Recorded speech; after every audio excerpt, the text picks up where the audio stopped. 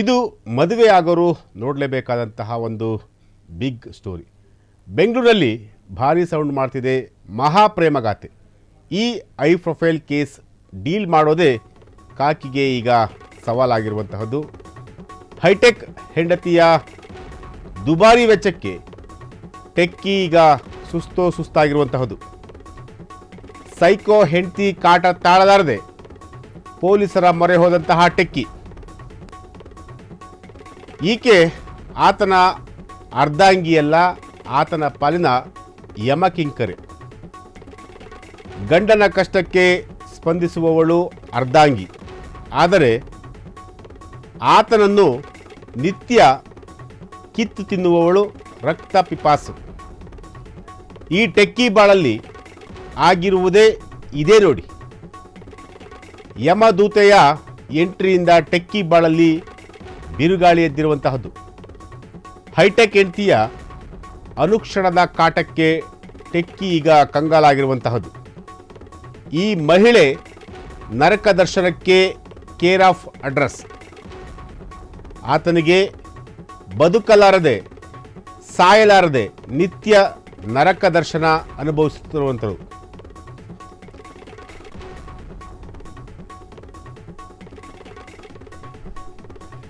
ಬೆಂಗಳೂರಲ್ಲಿ ಭಾರಿ ಸೌಂಡ್ ಮಾಡ್ತಿದೆ ಮಹಾ ಪ್ರೇಮಗಾಥೆ.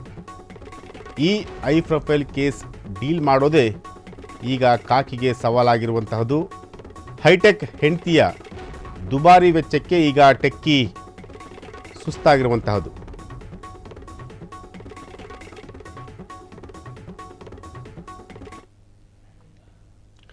ಬೆಂಗಳೂರಿನಲ್ಲಿ ಮತ್ತೊಂದು ಐ ಪ್ರೊಫೈಲ್ ಕೇಸ್ ಈಗ ದೊಡ್ಡ ಮಟ್ಟದಲ್ಲಿ ಸೌಂಡ್ ಮಾಡ್ತಿರುವಂತಹದ್ದು. 3 ವರ್ಷಗಳಲ್ಲಿ ಬೀದಿಗೆ ಬಿದ್ದ ಐಷಾರಾಮಿ ಮದುವೆ. 2022ರಲ್ಲಿ ಐಷಾರಾಮಿ ಮದುವೆಯಾಗಿತ್ತು. ಈಗ ಬೆಚ್ಚಿ ಬಿದ್ದಂತಹ ಗಂಡ. ಕೇವಲ 3 ವರ್ಷಗಳಲ್ಲಿ ಹೆಂಡತಿಯ ವಿಶ್ವರೂಪ ದರ್ಶನ ಆಗಿರುವಂತಹದ್ದು. ಸೈಕೋ ಹೆಂಡತಿಯ ಕಾಟಕ್ಕೆ ಕಂಗೆಟ್ಟ ಟೆಕ್ಕಿ ಪೊಲೀಸ್ ಠಾಣೆಯ ಮೊರೆ ಹೋಗಿರುವಂತಹದ್ದು. ಮಹಿಳೆಯ ವೈಯಾರಕ್ಕೆ ಮಾರು ಹೋದ ಟೆಕ್ಕಿಗೆ ಈಗ ನರಕ ದರ್ಶನ ಆಗಿರುವಂತಹದ್ದು. ವಿಚಿತ್ರ ಹೆಂಡತಿಯ ಸೈಕೋ ಷರತ್ತುಗಳಿಗೆ ಟೆಕ್ಕಿ ಗಂಡ ಕಂಗಾಲಾಗಿರುವಂತಹದ್ದು. ಈಕೆಯದ್ದೇ ಒಂದು ಪ್ರಪಂಚ, ಈಕೆ ಹೇಳಿದ್ದೇ ಒಂದು ನ್ಯಾಯ. ಅದನ್ನು ಪ್ರಶ್ನಿಸಲು ಆ ಗಂಡನಿಗೆ ಯಾವುದೇ ಹಕ್ಕಿಲ್ಲ.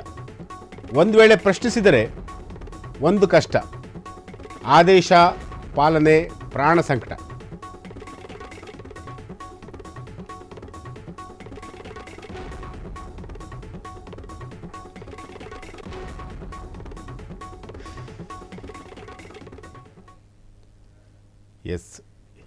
ಇದೇ ಜೋಡಿ.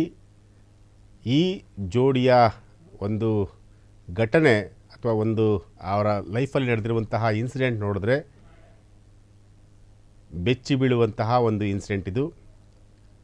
ಆಕೆಯ ಒಂದು ಸೈಕೋ ಕತೆಗೆ ಇವತ್ತು ಆ ಹುಡುಗ ಬಲಿಯಾಗ್ತಿರುವಂತಹದ್ದು. ಅದು ಯಾವ ರೀತಿ ಅಂತಂದರೆ ಬೆಂಗಳೂರಿನಲ್ಲಿ ಇದೊಂದು ಐ ಪ್ರೊಫೈಲ್ ಕೇಸ್. ಈ ಸೈಕೋ ಹೆಂಡತಿ ಕತೆ ಕೇಳಿದರೆ ನೀವು ಕೂಡ ಶಾಕ್ ಆಗ್ತೀರ. ಮದುವೆ ಆಗೋದೇ ಬೇಡಪ್ಪ ಅನ್ನಿಸಿಬಿಡುತ್ತೆ ನಿಮಗೆ. ಈಕೆಯ ಕಂಡೀಷನ್ಸ್ ನೋಡಿದ್ರೆ ನೀವು ಕೂಡ ಸಿಟ್ಟಾಗ್ತೀರ. ಬ್ಯೂಟಿ ಹಾಳಾಗುತ್ತೆ ಅಂತ ಮಕ್ಕಳು ಬೇಡ ಅಂತಾಳಂತೆ. ಒಂದು ವೇಳೆ ಬೇಕೆಂದರೆ 60 ವರ್ಷ ದಾಟಬೇಕಂತೆ. ಈಗಲೇ ಮಕ್ಕಳು ಬೇಕಂತಂದರೆ ಸಾಕು ಮಕ್ಕಳನ್ನು ನೀವು ಸಾಕಬೇಕಂತೆ. ಹೋಗಲಿ ಸಂಸಾರ ಮಾಡಬೇಕಂತಂದರೆ ನೇಣು ಹಾಕಿಕೊಳ್ತಾಳಂತೆ. ನಿನ್ನ ಸಹವಾಸ ಸಾಕಪ್ಪ ಅಂದರೆ ಡಿವೋರ್ಸ್ ಕೊಡಲ್ವಂತೆ. ಡಿವೋರ್ಸ್ ಬೇಕೇ ಬೇಕು ಅಂತಂದರೆ ಬರೋಬ್ಬರಿ 45 ಲಕ್ಷ ರೂಪಾಯಿ ಹಣ ಕೊಡಬೇಕಂತೆ. ಇಲ್ಲ ಜೊತೆಗೇ ಇರಬೇಕೆಂದರೆ ದಿನಕ್ಕೆ ಕನಿಷ್ಠ 5,000 ರೂಪಾಯಿ ಕೊಡಬೇಕಂತೆ. ದಾರಿ ಯಾವುದಯ್ಯ ಅಂತ ಕಂಗೆಟ್ಟು ಹೋದ ಟೆಕ್ಕಿ ಗಂಡ. ಸಹವಾಸ ಸಾಕು, ಸುಮ್ಮನೆ ಕೆಲಸ ಮಾಡೋಣ ಅಂದರೂ ಕೂಡ ಆಗ್ತಿಲ್ವಂತೆ. ಗಂಡ ಕೆಲಸ ಮಾಡುವಾಗಲೇ ಈಕೆಗೆ DJ ಸೌಂಡ್ ಸಾಂಗ್ ಸುಚ್ಚಂತೆ. ಫುಲ್ ಸೌಂಡ್ ಹಾಡು ಹಾಕಿಕೊಂಡು ವಿಚಿತ್ರ ಡ್ಯಾನ್ಸ್ ಮಾಡ್ತಾರಂತೆ.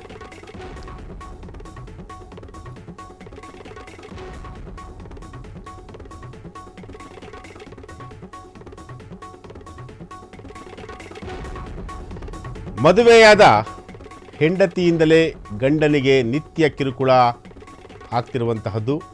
ಪತ್ನಿಯ ಕಾಟಕ್ಕೆ ಬೇಸತ್ತಂತಹ ಪತಿರಾಯ ಈಗ ಪೊಲೀಸ್ ಠಾಣೆಯ ಮೆಟ್ಟಿಲೇರಿದ್ದಾರೆ. 2022ರಲ್ಲಿ ನಡೆದಿದ್ದಂತಹ ಒಂದು ಐಷಾರಾಮಿ ಮದುವೆ ಕೆಲವೇ ದಿನಗಳಲ್ಲಿ ಟೆಕ್ಕಿಗೆ ಸೈಕೋ ಹೆಂಡತಿ ಕಾಟ ಶುರುವಾಗಿರುವಂಥದ್ದು. ಗಂಡನ ಜೊತೆ ಸಂಸಾರ ಮಾಡದೆ ದಿನನಿತ್ಯ ಗಲಾಟೆ ಮಾಡ್ತಿರುವಂಥದ್ದು. ಟೆಕ್ಕಿ ಶ್ರೀಕಾಂತ್ಗೆ ಒಂದು ದಿನವೂ ಕೂಡ ಮದುವೆಯಾದಂತಹ ಒಂದು ಖುಷಿ ಇರುವಂತೆ. ಸದ್ಯ ಡಿವೋರ್ಸ್ ನೀಡಲು 45 ಲಕ್ಷ ಬೇಡಿಕೆ ಇಟ್ಟಿರುವಂತಹ ಪತ್ನಿ. ದೂರಿನಲ್ಲಿ ಪತ್ನಿಯ ಕರಾಳತೆ ಬಿಚ್ಚಿಟ್ಟಂತಹ ಪತಿ ಶ್ರೀಕಾಂತ್. ವಯಾಲಿಕಾವಲ್ ಪೊಲೀಸ್ ಠಾಣೆಯಲ್ಲಿ ಈ ಒಂದು ಪ್ರಕರಣ ಕೂಡ ದಾಖಲಾಗಿರುವಂಥದ್ದು. ಪತ್ನಿಯ ಕಾಟಕ್ಕೆ ಬೇಸತ್ತು ಠಾಣೆಯ ಮೆಟ್ಟಿಲೇರಿದಂತಹ ಪತಿ. 2022ರಲ್ಲಿ ಐಷಾರಾಮಿ ಮದುವೆಯಾಗಿದ್ದಂತಹ ಜೋಡಿ ಕೆಲವೇ ದಿನಗಳಲ್ಲಿ ಟೆಕ್ಕಿಗೆ ಸೈಕೋ ಹೆಂಡತಿಯ ಕಾಟ ಶುರುವಾಗಿರುವಂತಹದ್ದು. ಗಂಡನ ಜೊತೆ ಸಂಸಾರ ಮಾಡದೆ ದಿನನಿತ್ಯ ಗಲಾಟೆ ಮಾಡ್ತಿರುವಂತಹದ್ದು. ಟೆಕ್ಕಿ ಶ್ರೀಕಾಂತ್ಗೆ ಒಂದು ದಿನವೂ ಕೂಡ ಮದುವೆಯಾದಂತಹ ಒಂದು ಖುಷಿ ಇರುವಂತೆ. ಸದ್ಯ ಡಿವೋರ್ಸ್ ನೀಡಲು 45 ಲಕ್ಷ ರೂಪಾಯಿ ಹಣವನ್ನು ಬೇಡಿಕೆ ಇಟ್ಟಿರುವಂಥದ್ದು. ದೂರಿನಲ್ಲಿ ಪತ್ನಿಯ ಕರಾಳತೆ ಬಗ್ಗೆ ಪತಿ ಶ್ರೀಕಾಂತ್ ಅವರು ಬಿಚ್ಚಿಟ್ಟಿರುವಂಥದ್ದು. ವಯಾಲಿಕಾವಲ್ ಪೊಲೀಸ್ ಠಾಣೆಯಲ್ಲಿ ಈ ಒಂದು ಪ್ರಕರಣ ಕೂಡ ದಾಖಲಾಗಿರುವಂಥದ್ದು. ಪ್ರಕರಣ ಸಂಬಂಧ ಕೇವಲ ಪೊಲೀಸರು NCR ಮಾತ್ರ ದಾಖಲಿಸಿಕೊಂಡಿದ್ದಾರೆ. FIR ಕೂಡ ಹಾಕಿಲ್ಲ. ಕೇವಲ NCR ಮಾತ್ರ ದಾಖಲು ಮಾಡಿಕೊಂಡಿರುವಂಥದ್ದು.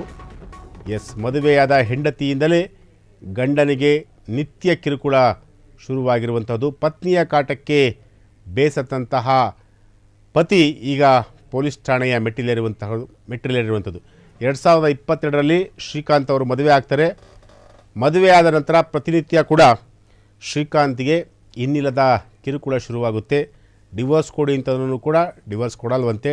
ಡಿವೋರ್ಸ್ ಕೊಡಲೇಬೇಕು ಅಂತಂದರೆ 45 ಲಕ್ಷ ರೂಪಾಯಿ ಹಣ ಕೊಡಬೇಕಂತಂದರೆ, ಡಿವೋರ್ಸು ಬೇಡ ಡಿವೋರ್ಸ್ ಕೊಡೋಕ್ಕಾಗಲ್ಲ ಅಂತಂತಂದರೆ ಪ್ರತಿನಿತ್ಯ ನೀನು 5,000 ರೂಪಾಯಿ ಹಣವನ್ನು ಕೊಡಬೇಕು ಅಂತೇಳಿ ಪತ್ನಿ ಶ್ರೀಕಾಂತ್ಗೆ ಬೆದರಿಕೆ ಹಾಕ್ತಿರುವಂಥದ್ದು. ಜೊತೆಗೆ ಮಕ್ಕಳನ್ನ ಮಾಡ್ಕೊಳ್ಳೋಣ ಅಂತಂತಂದರೆ ಇಲ್ಲ 60 ವರ್ಷ ಆದಮೇಲೆ ಮಕ್ಕಳು ಮಾಡ್ಕೊಳ್ಳೋಣ ಅಂತ ಹೇಳಿ ಪ್ರತಿನಿತ್ಯ ಗಂಡನಿಗೆ ಮಾನಸಿಕವಾಗಿ ದೈಹಿಕವಾಗಿ ಕಿರುಕುಳ ಕೊಡ್ತಾ ಇದ್ದಾರಂತೆ. ಈ ಸಂಬಂಧ ಈಗ ವಯಾಲಿಕಾವಲ್ ಪೊಲೀಸ್ ಠಾಣೆಯಲ್ಲಿ ಪ್ರಕರಣ ಕೂಡ ದಾಖಲಾಗಿರುವಂಥದ್ದು.